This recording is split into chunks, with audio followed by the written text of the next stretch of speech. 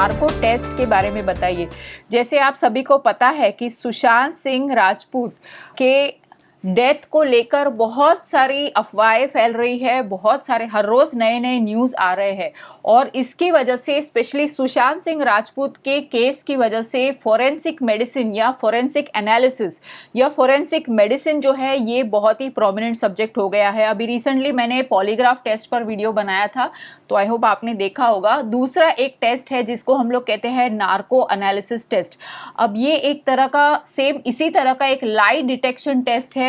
अगर कोई पर्सन झूठ बोल रहा है तो उसको कैसे हम लोग साइंटिफिकली पकड़ सकते हैं, तो उसको हम लोग या तो पॉलीग्राफ से करते हैं या फिर नार्को एनालिसिस से करते हैं या फिर ब्रेन मैपिंग से करते हैं। तो आज हम बात करेंगे नार्को एनालिसिस के बारे में। तो नार्को एनालिसिस बेसिकली क्या है? ये एक तरह का ऐसा साइंटिफिक या मेडिकल प्रोसीजर है जिससे पेशेंट को या पर्सन को एक हिप्नोटिक स्टेज में यानी हिप्नोटाइज किया जाता है यूजिंग मेडिसिन या यूजिंग ड्रग्स एक्चुअली, ओके। और वो भी इन पर्टिकुलर सोडियम पेंटोथैल, सोडियम एमिटाल या फिर स्कोपोलामाइन। अब ये जो मैंने मेडिसिन कहे, ये जो दवाइयां हैं ये एक तरह के बार्बिचुरेट्स है। तो इसमें नार्को एनालिसिस में बेसिकली बार्बिचुरेट्स यूज किए जाते हैं। अब ये एक तरह के नशीले ड्रग्स है जो जनरली जनरल एनेस्थीसिया में यूज किए जाते हैं। अगर आपके घर में किसी का सर्जरी हुआ है तो आपको पता होगा कि पर्सन को बेहोश किया जाता है सर्जरी के वक्त, तो उस वक्त जो मेडिसिन दी जाती है उनमें से ही ये मेडिसिन है। अब ये मेडिसिन क्यों दी जाती है? क्योंकि ये रैपिड ऑनसेट बार्बिचुरेट्स है, यानी इसका एक्शन एकदम फटाक से होता है। दूसरा, ये शॉर्ट एक्टिंग है, मतलब अगर इसका हम लोग इंजेक्शन बंद कर दे तो तुरंत उसका असर निकल जाता है और पेशेंट के ऊपर जो भी रेसिडुअल या जो भी साइड इफेक्ट है वो नहीं होता, इसलिए ये मेडिसिन को यूज किया जाता है। तो अब कहां पर किया जाता है? देखिए, एक्चुअली इंडिया में well equipped forensic lab Bangalore में और गुजरात में है, क्योंकि अगर नार्को एनालिसिस का टेस्ट करना होता है तो नॉट जस्ट फॉरेंसिक लैब, उसके साथ एक मिनी ऑपरेशन थिएटर भी होना जरूरी है, एक छोटा सा ऑपरेशन थिएटर, क्योंकि उसके वो ऑपरेशन थिएटर में नॉर्मल जैसे ऑपरेशन के वक्त जो इंस्ट्रूमेंट्स या इक्विपमेंट होता है, लाइफ सेविंग इक्विपमेंट वगैरह, वो सब चीजें भी होती है। तो अब टीम क्या होती है? तो जब कोई नार्को एनालिसिस करता है तो जो पर्सन का नार्को एनालिसिस होने वाला होता है तो एक टीम इकट्ठा होती है। सबसे पहले तो फॉरेंसिक साइकोलॉजिस्ट होता है, फॉरेंसिक क्लिनिकल फॉरेंसिक साइकोलॉजिस्ट, मतलब एमए साइकोलॉजी वाला नहीं, मेडिकल साइकोलॉजिस्ट जो हम लोग कहते हैं, जो मेडिकल डॉक्टर होता है और साइकोलॉजी की पढ़ाई करता है, तो वो साइकोलॉजिस्ट होता है।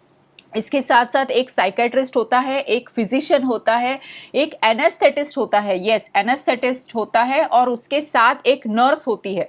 अभी ये सब तो मेडिकल टीम हो गई। दूसरी एक टीम होती है जो ये पूरा नार्को एनालिसिस का टेस्ट को ऑडियो वीडियो रिकॉर्ड करता है। कुछ केसेस में राइटर भी होता है जो सभी स्टेटमेंट्स को लिख देता है।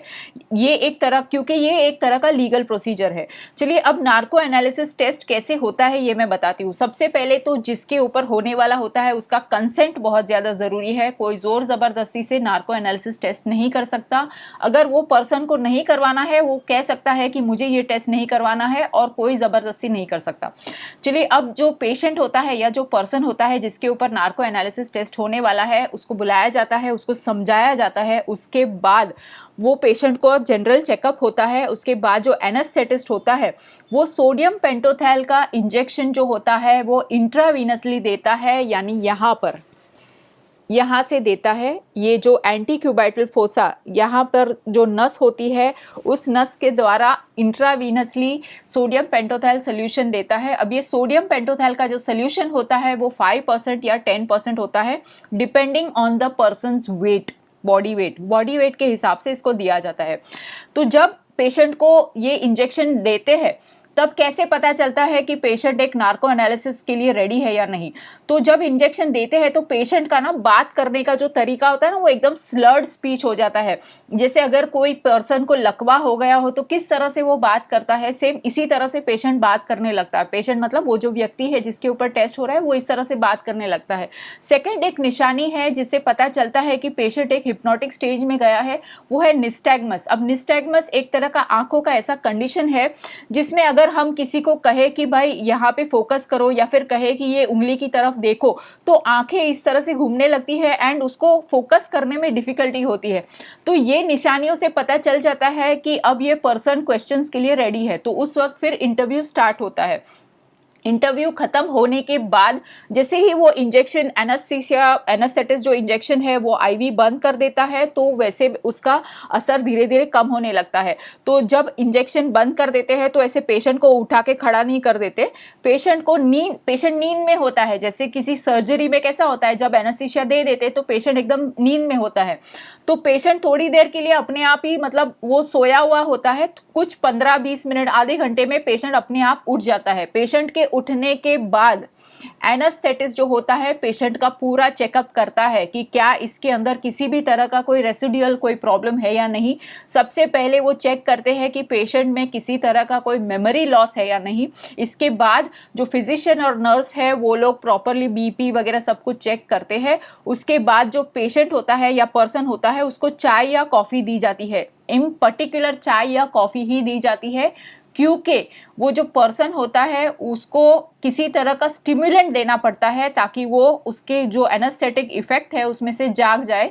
जैसे कि चाय या कॉफ़ी जिसमें कैफीन होता है तो इससे वो जाग जाता है। इस तरह का प्रोसेस किया जाता है। क्या नार्को एनालिसिस का प्रूफ हम लोग यूज़ कर सकते हैं कोर्ट में? नहीं। इंडिया के सुप्रीम कोर्ट का ऑर्डर है कि इस तरह से टेस्ट किया जाने वाला जो भी रिजल्ट आता है वो इंडियन कोर्ट में हम लोग सबमिट नहीं कर सकते। फिर क्यों किया जाता है? वो इसलिए किया जाता है क्योंकि कुछ वो जो केस होता है उसमें कुछ और क्लूज मिलते हैं। इंडिया में कौन से केसेस में नार्को एनालिसिस किया है? आरुषि मर्डर केस में इसका नार्को एनालिसिस किया गया है। निठारी केस में जहां पे आपने सुना होगा कि नाबालिग बच्चों को मार डाला गया था और उनका मांस खाया गया था, तो जो निठारी केस है वो पढ़ लीजिए, बहुत ही डरावना है। तेलगी के केस में किया गया था। तेलगी का एक वीडियो भी व्हाट्सएप पे बहुत वायरल हुआ था जहां पे नार्को एनालिसिस का टेस्ट हो रहा है और वो बेहोशी में, जैसे कि कोई अल्कोहल या ड्रिंक किया हुआ पर्सन किस तरह से बात करता है इस तरह से वो बात कर रहा है। और एक केस में इसको यूज किया गया था और वो है कसब के केस में। तो ये सभी केसेस में नार्को एनालिसिस टेस्ट यूज किया गया है। तो I hope you got your answer.